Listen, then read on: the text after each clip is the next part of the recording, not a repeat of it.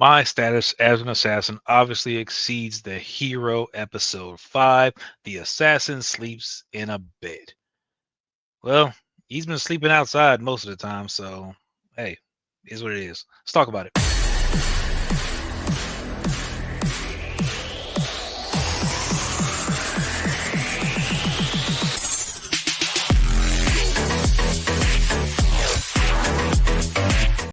Welcome back, Evariant. So we're talking about episode 5, The Assassin Sleeps in a Bed. And we see Akira and crew are preparing to head to the land of the beastfolk. So they are set up.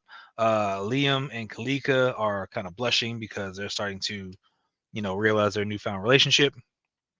And we see Olive, you know, decides that, hey, you got to be careful. There's a bunch of kidnappings and stuff going on out there. I'm going to send you off with an escort just to make sure you guys get there safely. Everybody's like, I'll go. Liam, Kalika, and everybody's like, we'll go. But, he's like, yeah, no, we're good. We're good on all that. So they pretty much just take like a basic escort and they decide to head off to the port. Now, we find out during this ride that Knight's eyes and ears are still linked to the Demon Lord. So everything the Knight sees, everything the Knight hears is all still transcribed, freaking forwarded, whatever, everything back to the Demon Lord, possibly in real time or whatever the case may be. So while Knight's loyalty still remains to her master and, who she's familiar of, Akira, right now, uh, Akira says that if we get to the point where I got to fight, the Demon Lord, I want you to choose his side. And Knight's like, I still have my own free will, so I'll make that decision when it comes down to it, if necessary. Until then, I'm loyal to you, and I'm here freaking to serve you in whatever capacity, so on and so forth. So it's like, all right, though I like that. It's kind of like a little bit of foreshadowing. We're just kind of sitting there, and we end up having some bandits stop the caravan. Uh, and well, Akira stops the caravan due to detect presence. He feels some of their has is there. So he stops the caravan. They jump out, and the bandits are there holding a girl, an elven girl, hostage, and was like, "Hey, you know, we're here and we're speaking on behalf of Lord Graham, and we're going to take that elven princess that you got there, and or if you don't want her to get hurt, you better give up or whatever, tie yourselves up with this rope." Akira easily dispatches them, no problems. Like, hey yo, sit down. He tells the escort, tie them up, and it's like, you know what? We see that this is some messed up stuff. Lord Graham might be a royal from Uruk, which is a beast folk, I guess, in a city or a colony or kind of whatever. So Akira sends the escorts back with the captured bandits and said, since we're close to the port, we smell the salt. Like, we'll go ahead and head to the port. Y'all go ahead and get them back there. We'll be good from here. So they head to the port, they board the ship, and they're set up. And we see that Akira has received a couple of books from Olive as a parting gift, and they're from his personal library. So while Amelia thinks, "Hey, we're on a nice romantic cruise, we're heading to the Beastfolk thing, everything was just great. You defended my honor, kind of saved me, whatever." She's trying to be all romantic and stuff. Akira's like, "Yo, nothing better than a good book. I'm gonna read these." So he read the entire trip ride the ride all the way over to the Beastfolk continent, and they get to the port town of and of course Amelia is not happy because she's trying to spend some time with Akira. But when we get there, we see all the humans are doing all the heavy labor, and that the Beastfolk are pretty much kind of see themselves above all the humans. So as Akira and crew are traveling to kind of get to their next destination, most likely the end, you see some beast folk thugs demand the elf. They want Amelia, and they're like, "Give her to us, and then get on." Akira blinds them very quickly with some shadow, kind of like darts or whatever, and then moves on. But everyone is terrified of Night as Night is walking by. Night is a black cat. Now, with this being said, around the corner you see the blue haired in the cloak. We see her kind of standing by, and she's watching everything. Not sure what her role is yet, but we saw her once before. Now, they end up acquiring a room. It's got two large beds, and Amelia and Knight are on the same page as far as, you know, got these two big beds. Well, we can just one bed is enough for both of us. And Knight's like, yep, hell hath no fury like a woman scorned. I'll go ahead and bounce out. I got somebody I got to speak to anyway, so y'all enjoy yourselves. And Amelia's like, I'll go take a shower and hang out. So of course Akira's like, yeah, wait, what? Don't go anywhere. So quick shot, freaking Amelia's taking a shower. She's covered.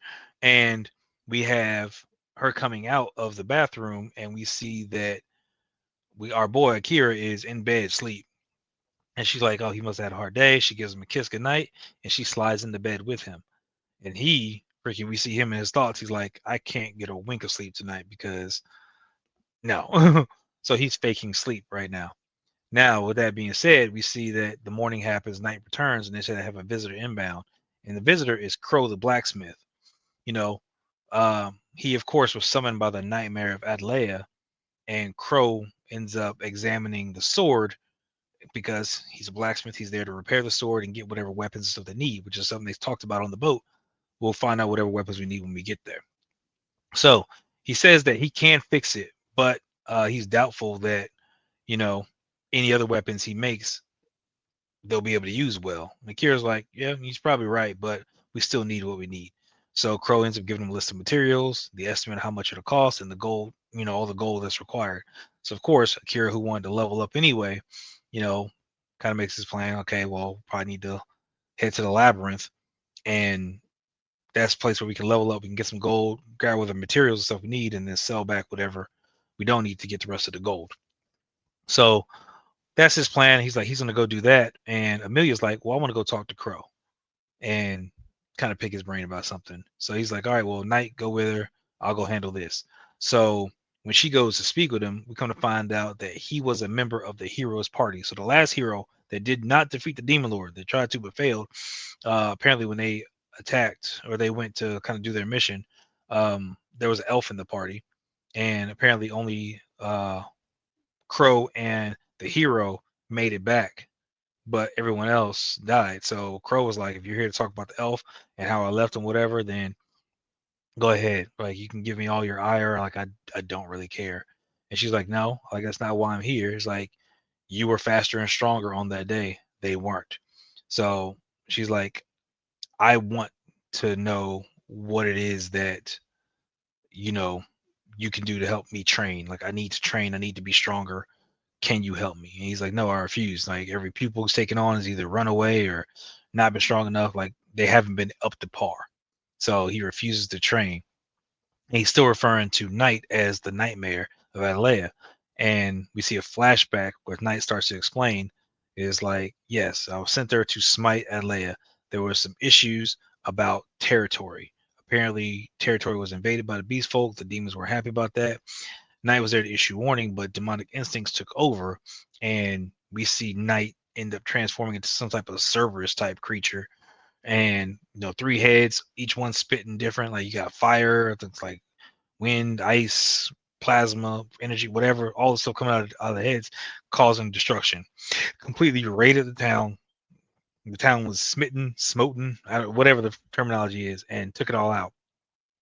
And while all this is being explained, the link between Akira, of course, is there. So now Akira is able to understand everything that happened without actually being there. So now has the full understanding. Knight says that they will no longer be an issue. They will no longer be how they were. They are dedicated to their master because they are familiar. And you know, Knight apparently had offered themselves up for being taken out by Crow. It was like you can take me out if you want to. Um, I if you're still mad at me, I understand. And Crow believes Knight was nothing more than a tool. So that's why I'm like, no, I'm gonna take you out. You know, we find out that Crow's sister was killed, but not by Knight. Crow's sister was killed by this rich nobleman trying to escape after the attack had happened. So it's like the next day, he's trying to escape and get out of the city as quickly as he can. Come to find out that it is Lord Graham Cluster. So a noble Graham, the name comes up again, apparently had pretty much blasted through a bunch of people. It has like blaster cannons, I guess, on the carriage and blasted through everybody to get out of the city because, again, he didn't want to die. So his own selfish gain to get out the city to make sure that he was safe and killed several people in the process. And all Crow's sister was trying to do was trying to help the people get out of the rubble and whatever after the wake of the attack. So she was out there just doing humanitarian efforts when this dude came in and did what he did. So we find out that with that happening, he eventually gave up on revenge because it's not something that his sister would have wanted. she was a peaceful person, whatever the case may be. And Amelia was like, yeah, no, that's crap. Like, you're running away from everything. You never got your revenge. You never did whatever you need to do, and you're running away. You're making excuses, and I think that's a problem. Like, you don't want to do anything because you just don't feel like it.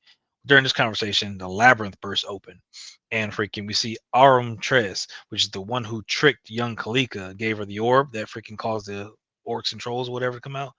He comes out and he recognizes Amelia's magic because she's trying to protect people.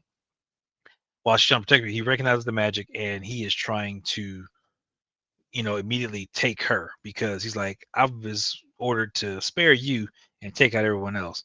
And he works for the Demon Lord. So he was instructed to spare her and take out everybody else. That's what he's going to do. So in the process, we see that Amelia was taken into the labyrinth by the demon. Akira gets this reported to him by Knight, who has, says that they failed in their duties. So Akira's like, it's not, we're not worried about that right now. I'm going in. He picks up a sword that he finds on the ground. And he tells Knight not to follow, and he activates something called Shadow Hell, and he activates that to, I guess, kind of clear the way, and he ends up collapsing right after that. And that's where the episode leaves off.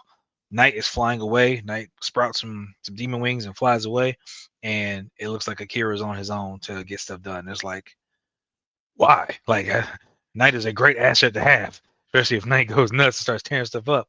But Knight could be better served, I guess, to save the people around, kind of as I want to say maybe necessarily repent or kind of just give service, since Knight took a lot of lives with their bloodlust beforehand. So that's something that could be done.